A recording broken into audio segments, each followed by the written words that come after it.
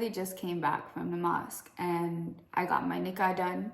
And if you're Muslim, you know that's the official marriage ceremony between a man and a woman that's done according to the laws of Islam and the Sunnah.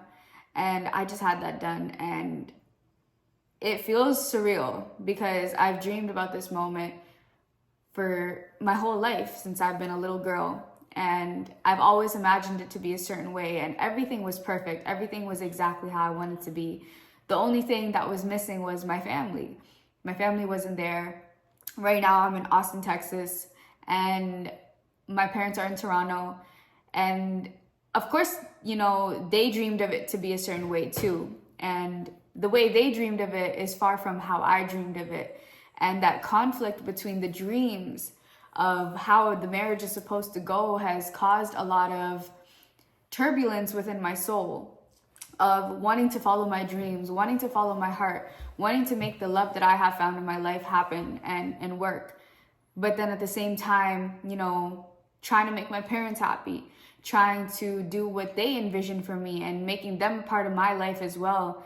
But it's like you have to come to a point where you choose. Do you choose to make your parents happy, or do you choose to take the path of your own self and your own heart and forget about the thoughts and the judgments and the dreams of others and put your dream first? And that's what I did. And of course, there's some sacrifices made, as I did today. You know, I followed my dreams and I put faith in the fact that my parents will come around, my family will come around and eventually accept my marriage and my relationship. And it just hurts me to know that the little things about my partner is why they struggle to accept my marriage. For example, he's Black. For example, he didn't grow up Muslim and he has spiritual beliefs like me. But what the crazy part is that my family doesn't even know the beliefs that I believe within my own heart, that it goes deeper than Islam for me. It goes deep into spirituality. That is what I believe. And a part of me feels afraid that if they really knew who I was, they wouldn't accept me either. And it's great to have a partner that believes in what I believe in. And that's why I chose to take this step and follow my heart anyways, because I knew that this life with him is me truly being free. You know, me truly living the life that I've always wanted and dreamed of as a kid. It may not have been the dream that my parents had, but what's really more important? The importance of you feeling good and you feeling happy, or making other people happy. It's my life. I'm going to be living it with this same person for the rest of my life. I don't want it to be the way that my parents want to do it, which is arranged marriage. They pick a partner that is ideal. But what does that mean? What is an ideal arranged marriage when I have no idea who this person is? I have no idea what his beliefs are. I have no idea how he is when he's angry. I don't know how he loves. I don't know how deeply he can love. I don't know if he has the capability of really knowing who I am. I found somebody that knows who I am, who sees my soul, who believes what I believe in, who's on the same path as me. Why would I throw it away just because my parents don't accept? I know that sounds kind of crazy to some other Muslim women who would be like, no matter what, I'm going to do what my parents want because I want to make them happy. I get it. That's something to consider. You know, we all want to make our parents happy. We all want our family to be a part of our life and a part of everything that we do. But sometimes you got to take that leap of faith and follow your heart, even though it may hurt some people, even though people are not going to come along the journey with you. You're going to have to do it because it's either you or them. And I'm always going to pick myself. And it's crazy because it was hard to pick myself at first. But how my heart felt and the way my heart constantly led me back to my relationship, led me back to this partner. And it was just an unwavering feeling that I just could not deny over and over and over again. I just knew that I either have to live with the pain of regret of losing this person that I fell in love with and that knew my soul and just fit perfectly with who I am, or I have to deal with the pain of my parents not being happy with me, which is never gonna be true. If my parents truly love me, they will love me no matter what. And I took that leap of faith and I got married, regardless of what my family thought, regardless of what my friends thought, regardless of what anyone thought. Everyone doubted this relationship. Everyone doubted that I was a sane and clear-minded and really was in love with this person, which is honestly more hurtful than anything, for people to look at me and think that I don't have the intelligence, I don't have the self-respect, I don't have what it takes to love somebody healthy in an unconditional way. And that's crazy. And that's why I truly value my partner, because through the midst of the chaos, through the ups and downs, he could still see me for who I am. And he still chose to take the step with me when everybody was thinking I'm crazy. And I could have easily fell into that trap of, you know, maybe I am crazy. Maybe I am taking the wrong step. Maybe I am not really in the right mind to make a decision like this. But where is the spirituality in that? Where is the true love in that? Where is the following your heart in that? It's nowhere to be found. I don't want to be someone that just is what people make me to be. I want to be myself. I want to be who I truly am. And I know that this step I took may not seem like the right decision to other people right now, but I know my vision. I know what I want to manifest. And I know the path that life has put me on. I know my purpose. And if I didn't know my purpose, and if I didn't know my vision and have a vision, I would have fell into the trap and the vision of others.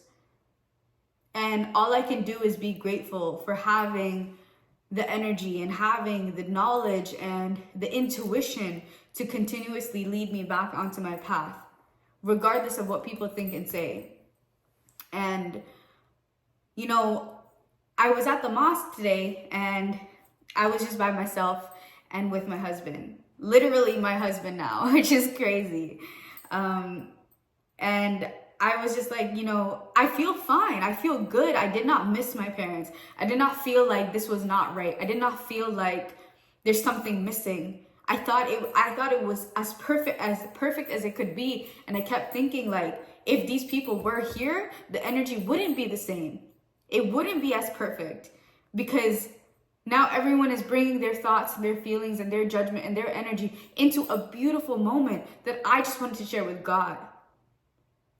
I just wanted to bring that energy with God, and that's it. That was the purpose of going to the mosque and doing that. And I'm happy I did that.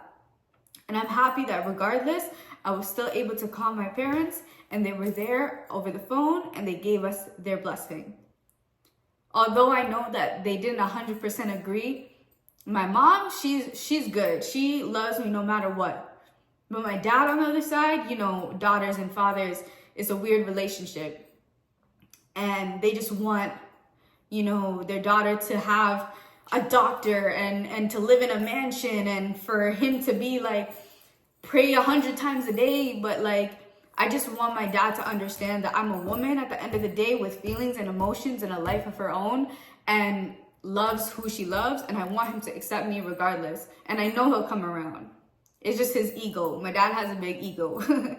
And you know, he'll come around. He'll come around. There's no way that when I'm pregnant and have children that he's not going to want to spend time with his grandchildren. And hopefully he's still alive to see that. But it's crazy that we live in a time where still people are not accepted for loving who they want to love.